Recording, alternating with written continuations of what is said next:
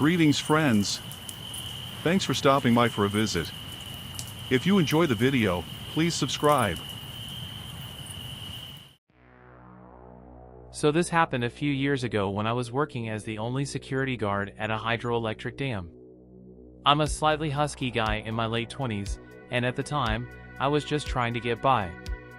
The pay was decent enough, and the hours were always the same, 12-hour night shifts, 7 p.m. to 7 a.m., 5 nights a week. It wasn't glamorous work, but it was quiet, and that's all I really needed.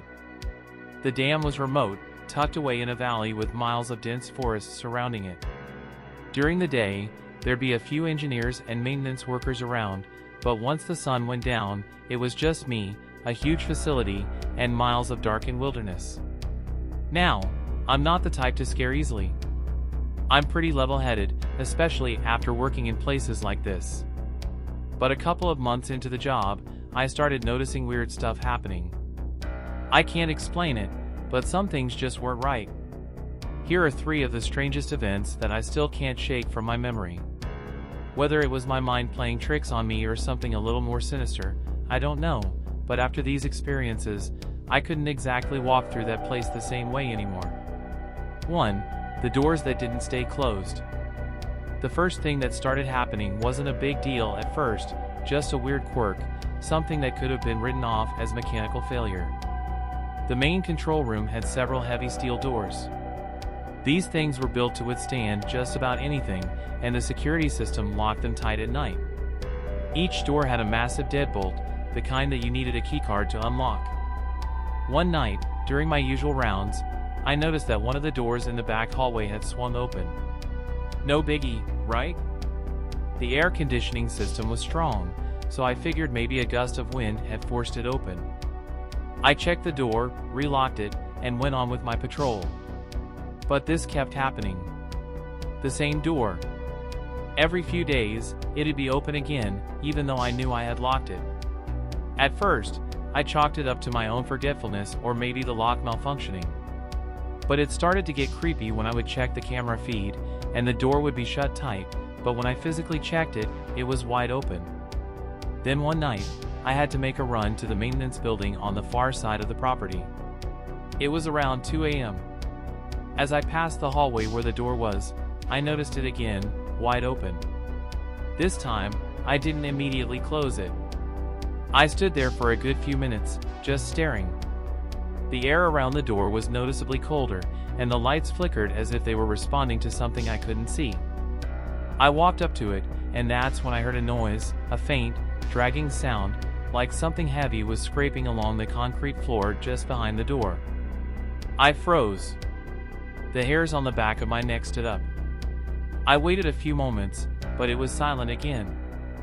I decided to step through the door to check the other side. Nothing.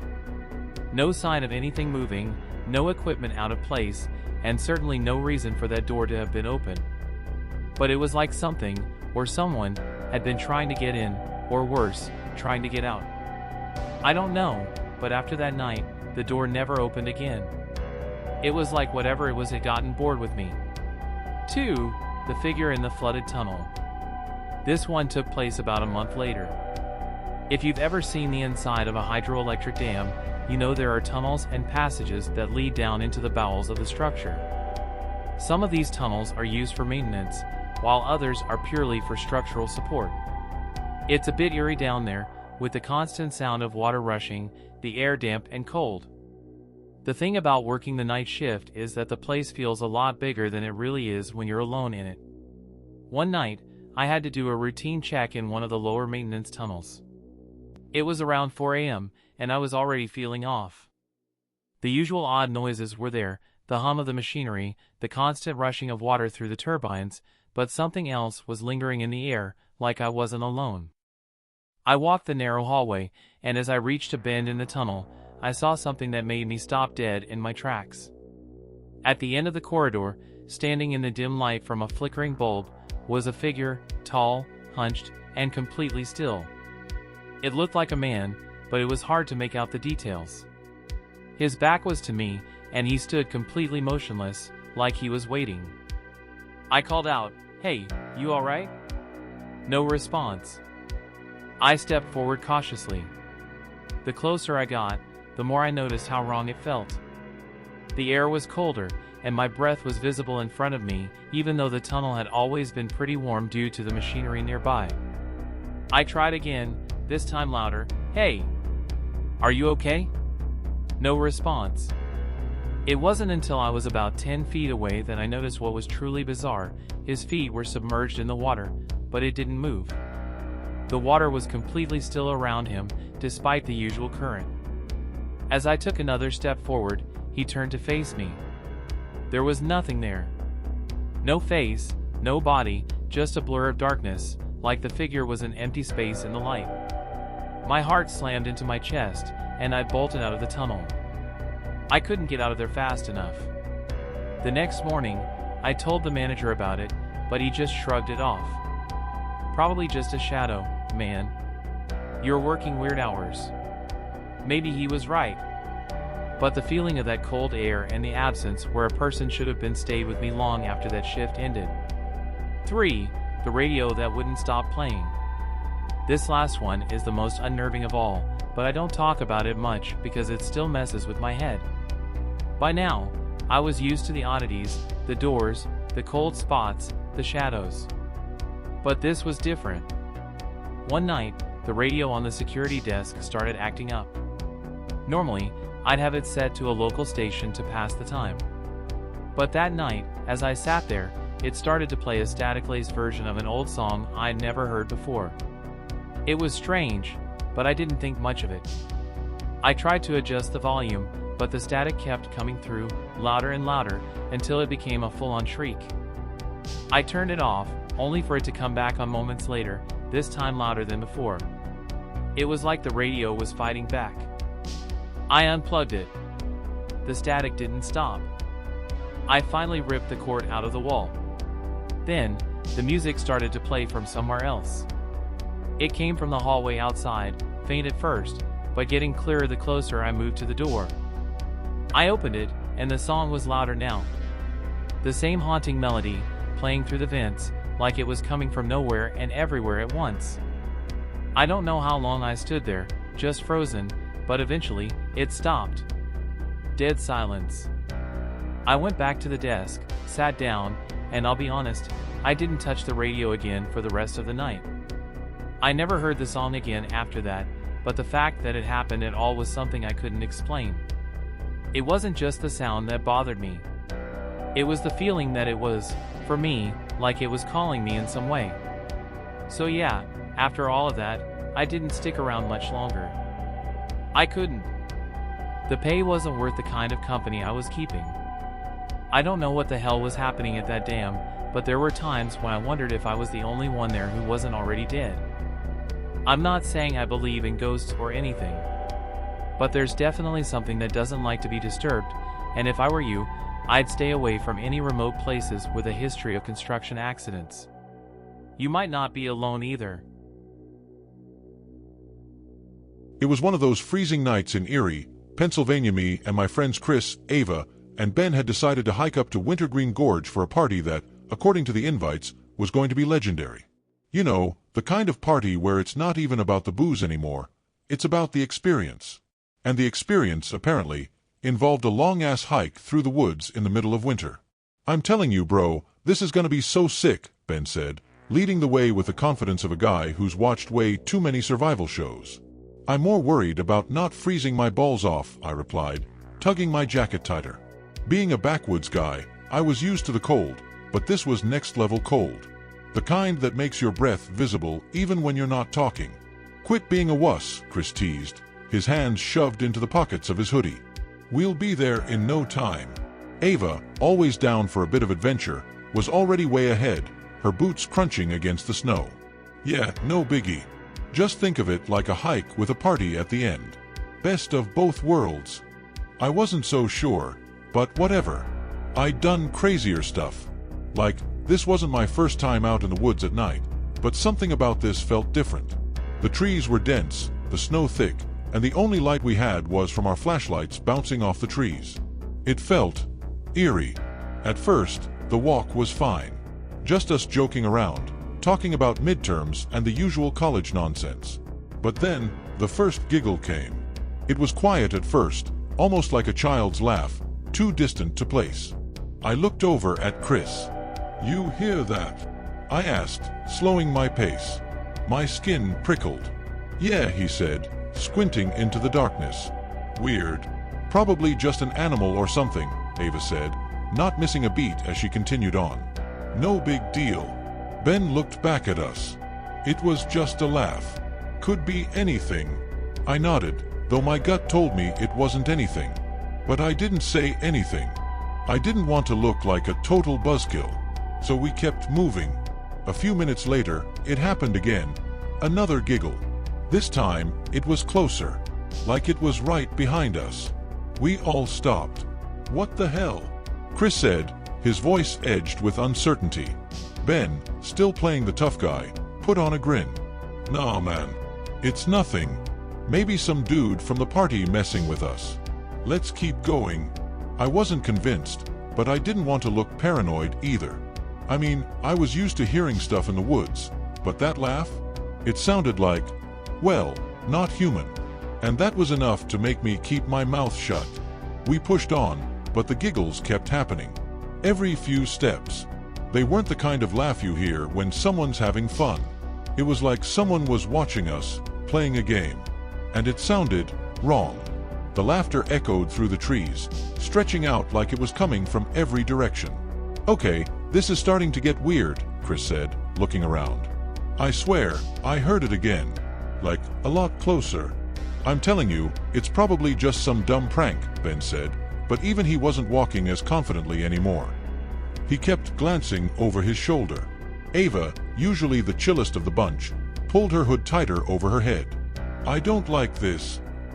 But we didn't talk about it, not directly. We just kept walking, trying to ignore the giggles and whispers. And the whispers, yeah, they started too. They were like little snatches of words, like someone was talking in a language I didn't recognize.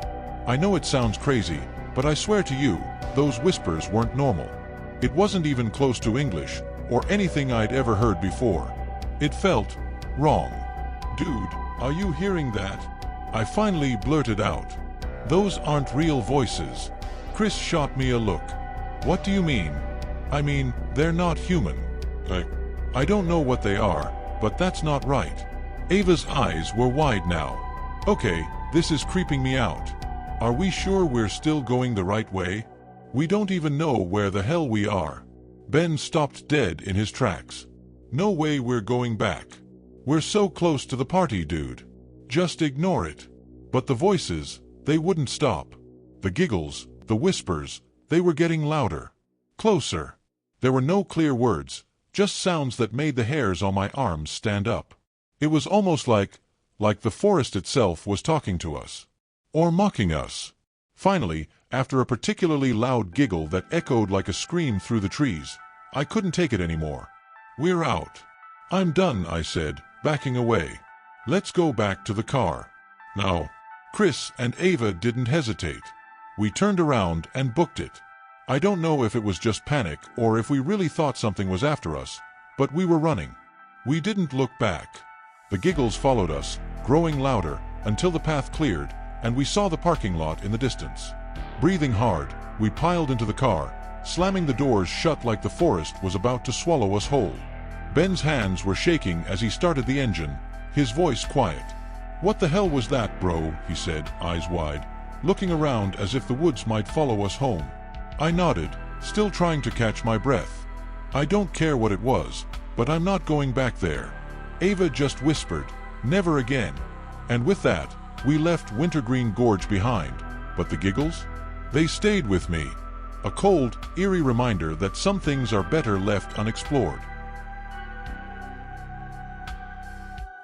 John, Joe, and Michael were the kind of guys who got in trouble even when they were just trying to chill.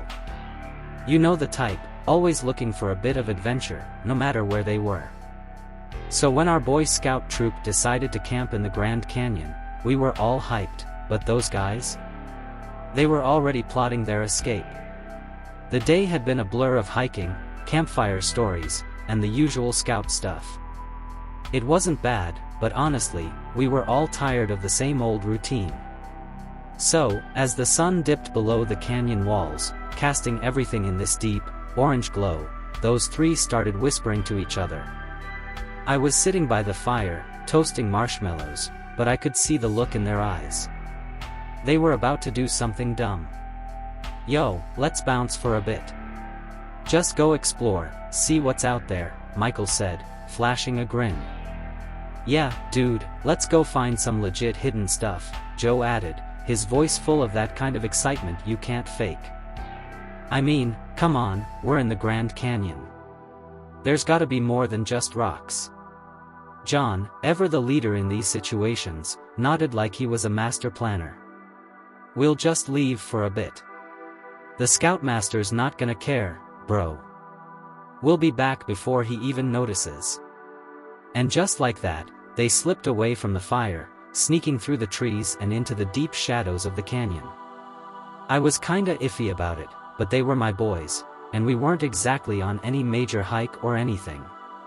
What could possibly go wrong, right? I was wrong. About 15 minutes into the hike, the trio found themselves farther from camp than they realized. The sun had pretty much set by then, and the desert landscape was getting darker, the canyon walls looming like giants in the distance. That's when it happened. "Yo, did you see that?" Michael whispered, his voice tense. He stopped and pointed ahead. John squinted. "See what? Those lights, man. Over there. They're like, floating," Michael said. Joe, ever the skeptic, looked around. "It's probably just some hikers with flashlights, bro, chill." But it wasn't just some flashlight. No. These lights were moving, floating in midair like they had a mind of their own. Small orbs, glowing, pulsing, shifting in color. At first, they seemed far off, but as they looked, they realized they were coming closer. "Okay, now I'm freaking out," Joe said, his voice dropping. "Dude, let's get out of here," Michael said, starting to turn back the way they came. But when he moved, the lights moved with him, staying just out of reach. It was like they were following them. "Bro, stop," John said, his face pale. "They're not going away. They're following us." As the orbs got closer, something strange started happening. The air around them felt heavy, like it was pressing down on their chests. They were hearing things, whispers, soft voices that didn't quite sound like voices at all. It was like the lights were talking directly to their minds, bending their emotions, playing with their heads. The whispers, faint at first, grew louder. "Come closer, young ones. We have something to show you." It wasn't just the words, they could feel the emotions behind them, like the lights were tapping into their deepest desires. John felt a sudden wave of exhilaration. "Yo, this is insane. It's like they're offering us something amazing," he said, almost breathless. But Michael wasn't having it. He could feel something off. "Dude, no. This is sketchy. We gotta go back. We're too far." "Shoo, no, man. They want us to come with them. It's like they know what we want," Joe said, his eyes wide, fixated on the lights. The more they stood there, the more intense the feelings got. They felt a rush of excitement, a pull, as if the lights were inviting them to explore further, to leave everything behind and step into the unknown. But Michael wasn't having it. "Guys, seriously. We gotta go. This doesn't feel right." The lights, sensing the hesitation, changed their approach. They switched tactics, manipulating emotions now, playing on fear. "You don't want to leave, do you?" The voice wasn't in words anymore, but pure emotion, radiating from the orbs. "You'll regret it. Stay." Suddenly, John felt the urge to run, to just follow the lights wherever they wanted him to go. But Michael, with his gut screaming at him, turned and started walking back. The others followed, though reluctantly. It wasn't easy, but they pushed through. The lights followed them at a distance, their glow fading as they got farther away, but still lingering on the edge of their senses. By the time they made it back to camp, they were all on edge, adrenaline coursing through their veins. They stumbled into the clearing, and the firelight felt like a safety net. They didn't speak immediately, too shaken by what had just happened. The scoutmaster, who had been sitting by the fire, looked up. "You three been gone for a while. You okay?" "Yeah, fine," John said quickly, brushing dirt off his pants. His words didn't feel right. He wasn't sure what had just happened, but he couldn't shake the weird feeling the lights had left behind. Joe, still visibly shaken, nodded, but said nothing more. Michael, on the other hand, couldn't help it. "We saw something out there, something weird." The scoutmaster chuckled. Sure. You guys are probably just tired. Long day, right? Get some sleep, and we'll talk about it in the morning." And with that, they tried to sleep, but none of them could shake the image of those glowing orbs out of their minds. The next morning, after packing up, the scoutmaster pulled Michael aside. His expression was serious now, the kind of serious that didn't match the light-hearted guy they had all known. "Hey, bud," the scoutmaster said quietly.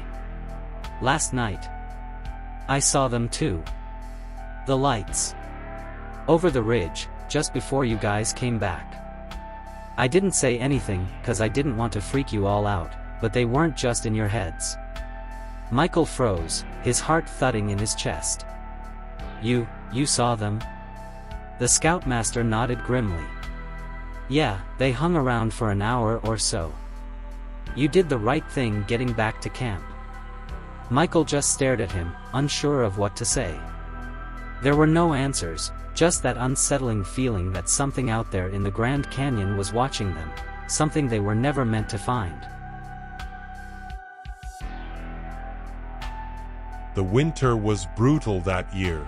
I'd been retired for a little while, spending the last few months adjusting to a life without the grind of the job.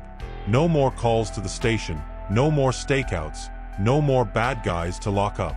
I wasn't sure what to do with myself at first. Thought about getting back into security work for a bit, but it didn't feel right.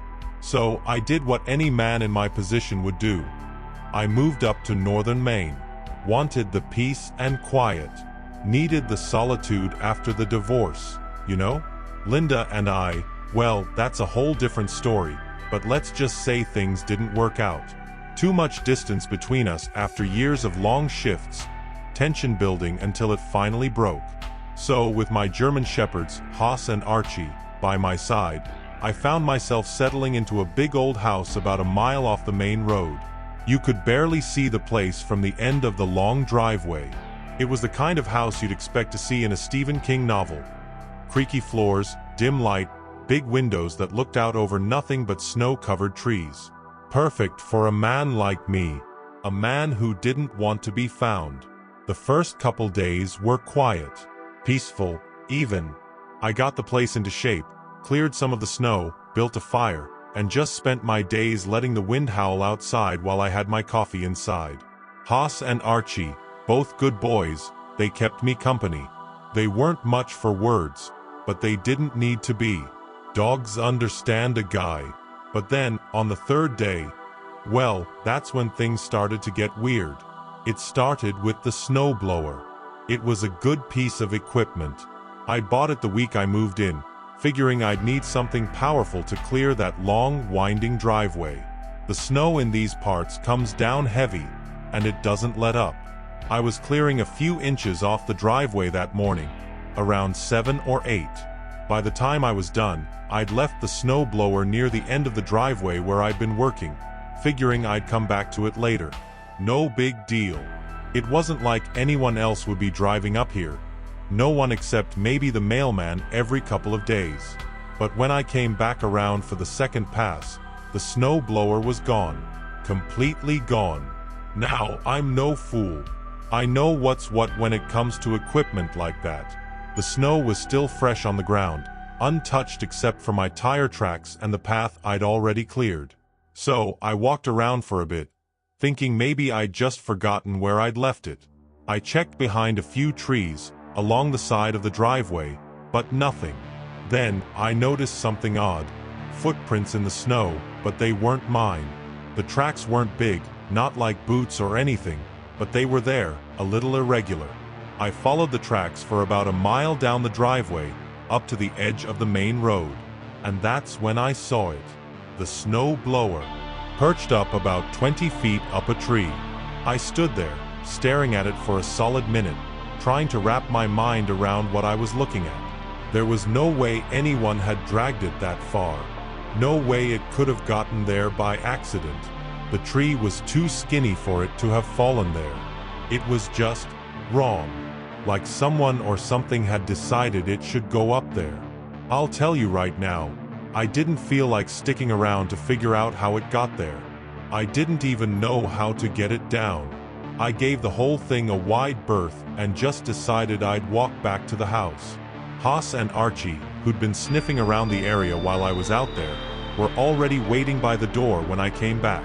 They looked up at me with that expression dogs get when they're either confused or concerned, and I couldn't blame them. The second encounter came a couple of days later. It started with a simple thing, an old coffee mug. It was a chip thing, just a regular mug. I had it in the kitchen cabinet, and I noticed it was gone one morning. No big deal. I figured I had misplaced it, maybe dropped it on the floor and forgotten to put it back. But that night, I stepped outside to grab some firewood, and there it was, sitting right on the porch, next to the door. Now, I'm not saying I didn't get a little paranoid at first, but I figured it was just a coincidence. Maybe I left it out there the day before when I went to fetch wood or something. I didn't think much of it at the time. A couple days later, another item showed up outside. This time it was a pair of old boots, boots I hadn't worn in months. They were just sitting by the side of the house, like someone had placed them there intentionally. The thing is, I hadn't seen anyone around the house. No visitors, no vehicles, nothing. The dogs hadn't barked. It was like the place was locked in time, except for these odd occurrences. A few more objects appeared outside in the following days. An old book, a towel I didn't recognize, a pair of gloves. I never could explain how they got there, but by the time I started noticing it more frequently, it was clear something was happening that didn't quite make sense. I'd go inside, check every room, but nothing was ever out of place. I'd return outside, and there'd be something new. Little things. Things I didn't remember leaving out. The kind of stuff you don't forget, you know? Yet somehow, these objects were always neatly placed, like they were being arranged, not just left there. The third encounter, the one that really made my skin crawl, came one night when I was trying to sleep. It was late, the fire was low, and the house was creaking with the wind. I had just started to drift off when I heard it. A soft sound at first, just a little scratch. I figured it was just the house settling. Happens in old places like this. But then I heard it again, clearer this time. A distinct sound of footsteps, slow and deliberate, coming from the hall outside my bedroom. I froze. I don't scare easy.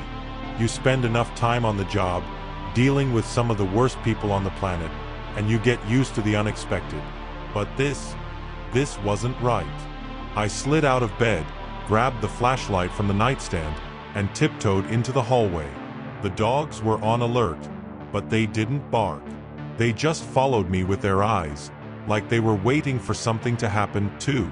I walked down the hall, and as I got to the living room, I heard it again.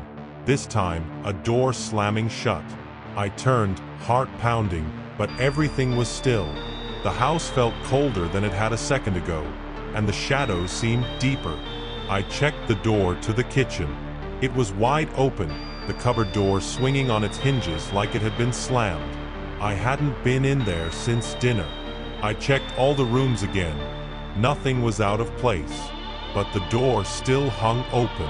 I didn't sleep that night. The fourth encounter was the one that broke me. A week went by with no strange occurrences, and I thought maybe I was just imagining things. Maybe the isolation was getting to me, and I was seeing things that weren't there. Maybe it was just my nerves playing tricks. But when I woke up that morning, everything had changed. I came downstairs, expecting the usual, Haas and Archie lounging in front of the fire, the house quiet. But when I stepped into the living room, my breath caught in my throat. Every single piece of furniture, every last thing I owned, was outside, neatly arranged in the yard, like someone had taken it all and placed it there. Chairs, tables, lamps, even the couch. The yard was covered in snow, but the items were arranged with such precision, it was like someone had set them there deliberately. I don't know what came over me. I grabbed my coat, ran outside, and checked everything, thinking maybe it was some kind of sick joke. But nothing. It was all mine. Everything was outside, neatly set up as if it had been a plan all along. That was when I knew it was time to leave. I didn't waste any more time. I called a real estate agent, sold the place, and moved on. I couldn't stay there, not after what happened. The house in northern Maine was quiet again, but not for me. I left with Haas and Archie and never looked back. Some things you just don't mess with. I don't know if it was the house itself, or something else. But whatever it was clear it didn't want me there. And I had no intention of sticking around to find out what it wanted next. I'd had enough.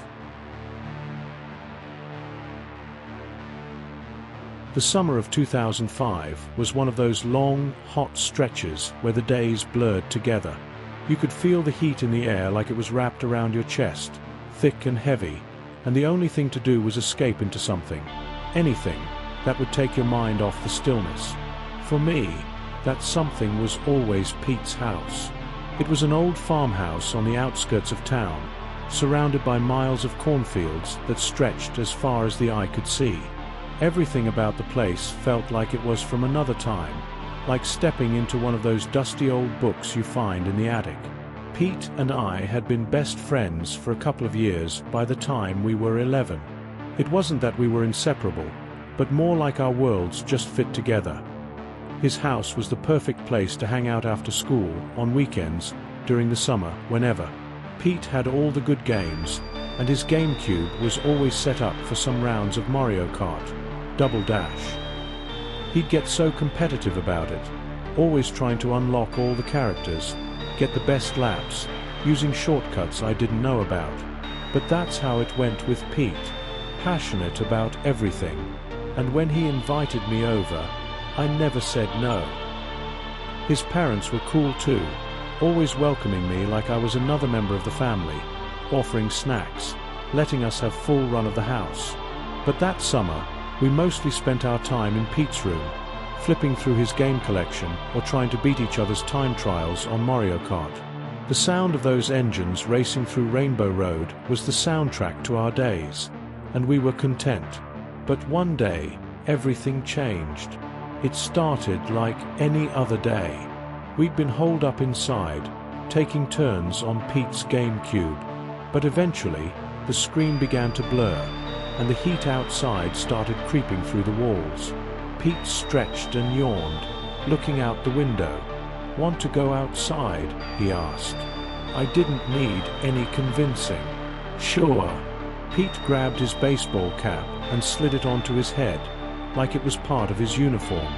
I followed him outside, leaving the cold, artificial comfort of the video game behind for the harsh sunlight and the wide open fields.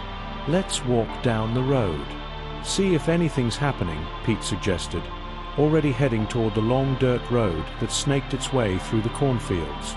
I followed him, letting the sound of the gravel crunch beneath our shoes fill the silence between us. The cornfields stretched out on either side, and if you looked far enough down the road, you could barely make out the outline of the old church. It was abandoned now, but it still looked like it belonged to another time. The church was surrounded by a cemetery, the gravestones sticking out of the earth like tired old soldiers. It was one of those places you knew you shouldn't spend too much time at, but curiosity had a way of drawing you in, especially on a hot, lazy afternoon. We didn't even make it halfway down the road before we spotted two other boys walking in the same direction. They were about our age, maybe a little younger, and they looked like they'd just popped out of the cornfields themselves. Their clothes were ragged, and their faces had that look of excitement, the kind you only see in kids who haven't been able to play with others in a while. "Hey!" Pete called, waving them over. "You guys heading to the church?" The boys looked at each other, and then at us. One of them, the taller one, had dark brown hair that fell over his forehead. He looked like he'd been running around all day. The other one was shorter, with messy blonde hair, his eyes wide with energy. "Yeah," the taller boy said, grinning. "You wanna play some games?" Pete and I exchanged a quick glance, and without saying much more, we nodded. "Sure, why not?" And that's how we ended up with Tommy and Matt, two kids who seemed to have been waiting for someone to show up. The four of us spent the rest of the afternoon playing games, mostly hide and seek, but with our own twists. Tommy and Matt were so excited, so full of energy, it was hard to keep up. They didn't play like we did, normal, easygoing.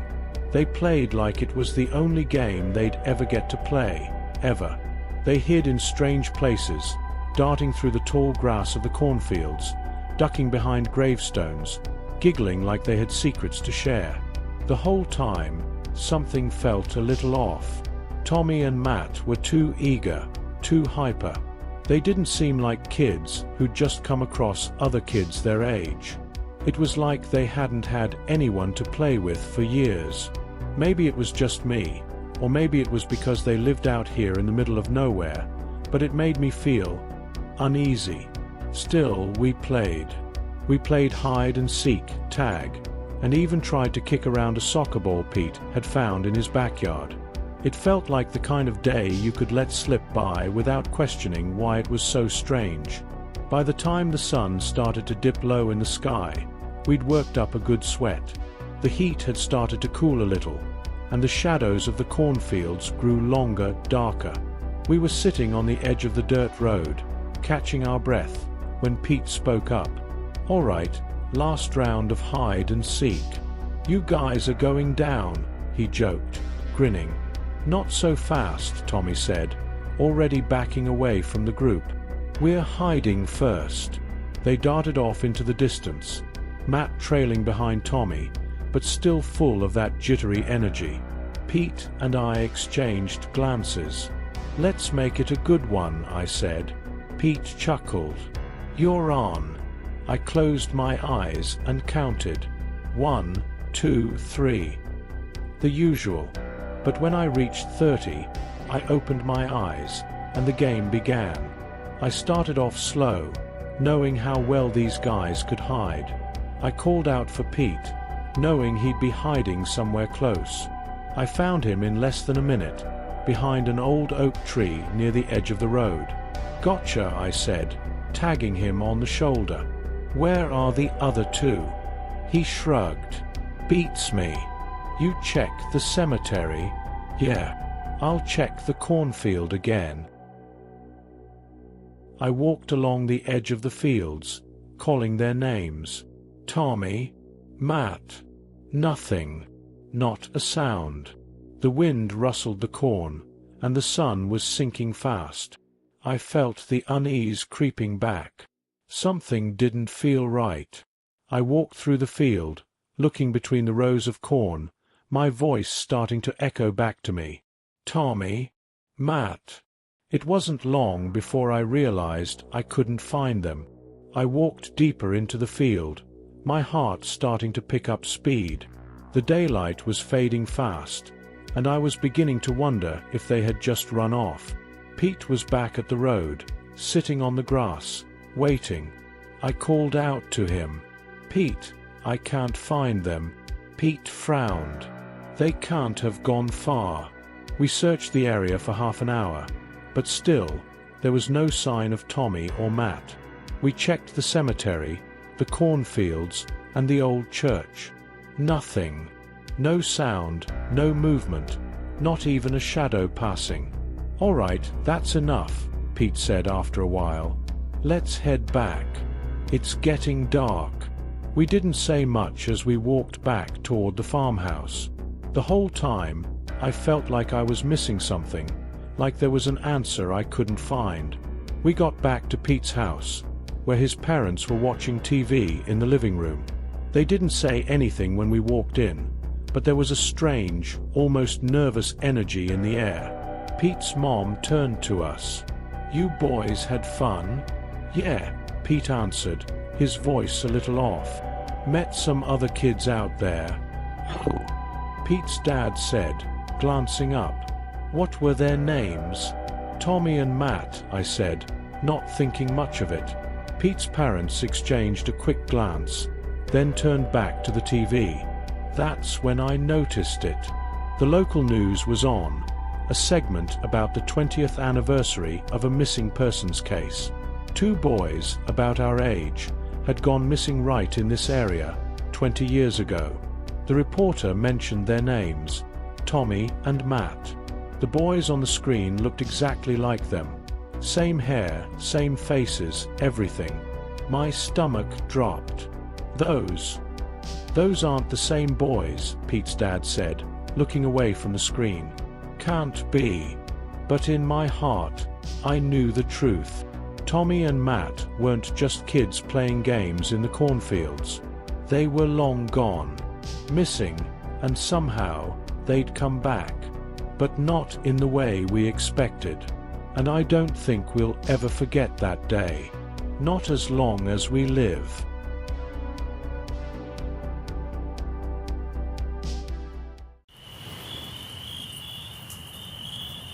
Thanks for watching. If you want to hear more stories like these, please like and subscribe.